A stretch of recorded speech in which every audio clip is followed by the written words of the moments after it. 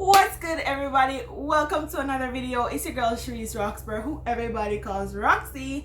Today I'm going to be showing you this really cute hairstyle. If you're new here, welcome guys, and if you're returning, welcome my OGs.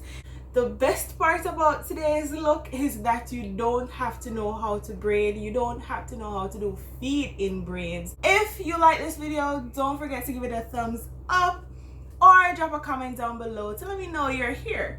Let's jump right into it. So first things first, guys, make sure that your hair is clean and moisturized.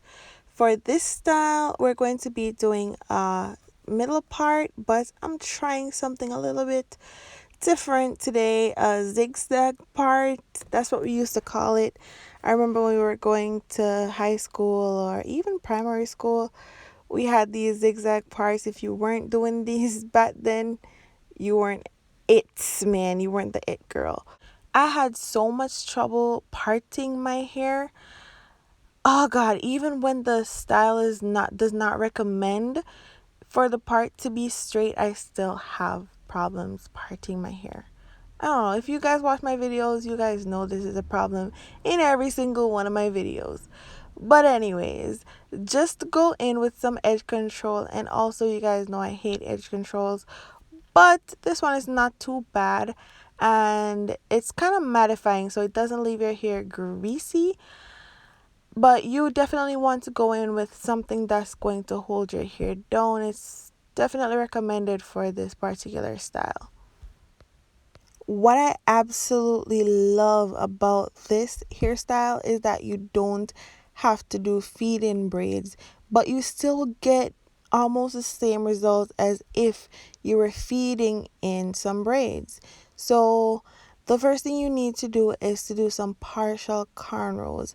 So if you can't cornrow that tight, that is completely fine. I didn't even do mine that tight. You'll see in this video I didn't do them very tightly, and you don't have to do them super neat because the whole point of this is for it to look, kind of like a butterfly, messy pigtails. And to be completely honest with you guys, this is the first time I'm attempting this style. It's completely brave of me, I know, but I tried this style on camera for the first time and I think I did pretty good. But you'll be the judge of that by the end of this video. But don't judge me too harshly. What I found out later on is that you don't need to corner your hair that far back. You could just leave it at the where your ear is right there, or even a little up further, but you want to secure it so it does not loosen. Now guys, I'm using the Outre pre-stretch braiding hair. Y'all know this. If you see my other videos, this is my hair of choice, but you could use any pre-stretched hair. So this is the fun part, really. You're using a crochet needle. You're just going to thread the needle through the hair, ensure that the flap is open, and then you're going to take a piece of hair, hook it onto the flap, close it down, and then pull it through. Simple, right? You want to ensure that you don't pull the entire piece of hair through. You have to kind of hold the other end and then tug on it to ensure that you're pulling the right piece through. Otherwise, you'll just pull the entire hair through it and you have to start all over. Now guys, what I was saying before is that I didn't really need to cornrow my hair so far back. I could have left it right where I'm actually putting that piece of hair right there, because the whole point is to have a natural starting and then you kind of catching everything as you go along.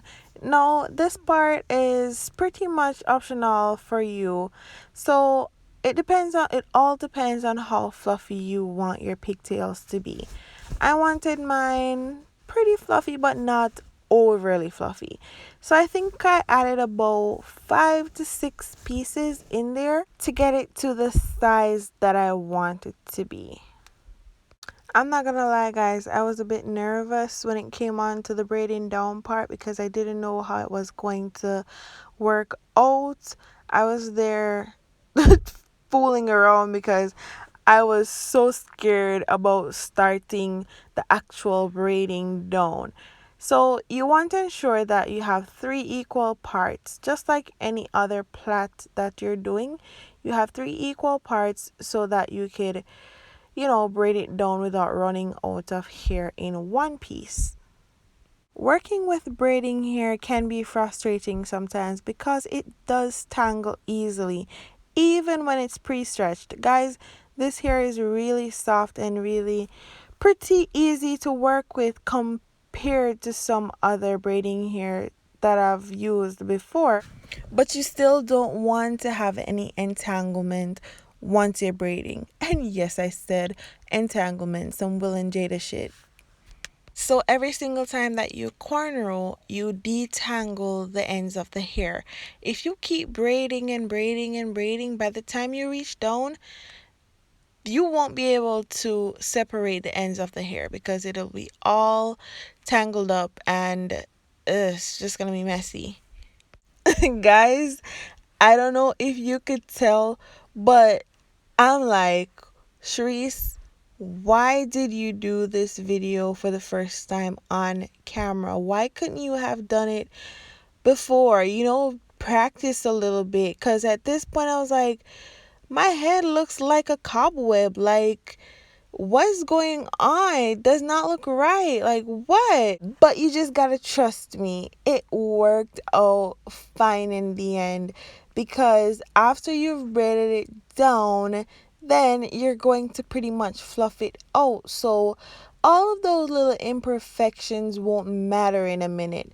So I was like, why the hell did you do this? You're just gonna have to scrap the entire video. But guys, you'll see the magic in a moment. Just have faith in me, just like I had faith in achieving this style. So how you do your ends is pretty optional. The only thing that you have to do is to ensure that you secure it in some sort of way. I'm putting an elastic band on my ends because I'm leaving a little piece unbraided. But if you're going to be braiding it fully down to the end, you probably don't have to do that if you're braiding it tight enough.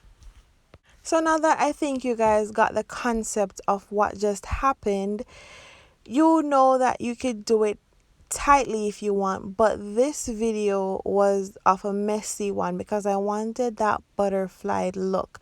So if you're looking for this type of look, you probably don't want to braid your hair super tight. Elastic bands, my old friend.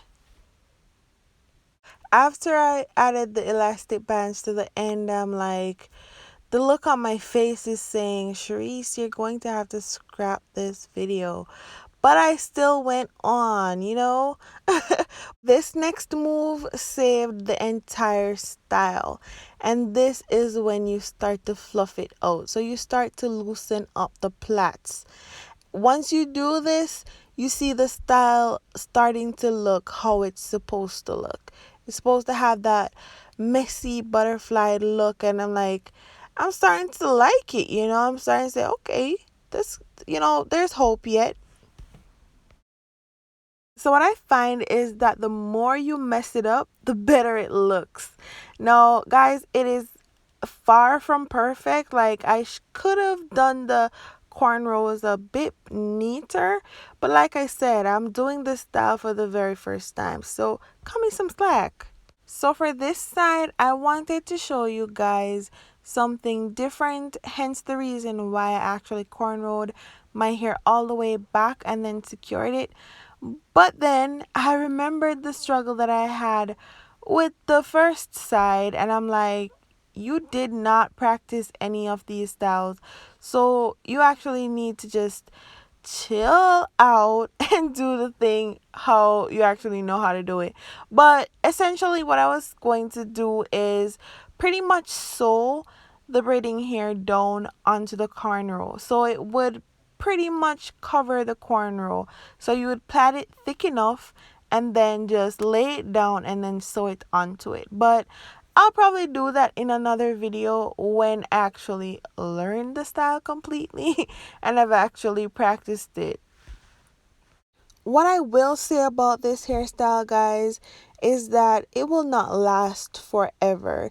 It may last a couple days depending on how well you did your cornrows and how well you actually treat the hair overall.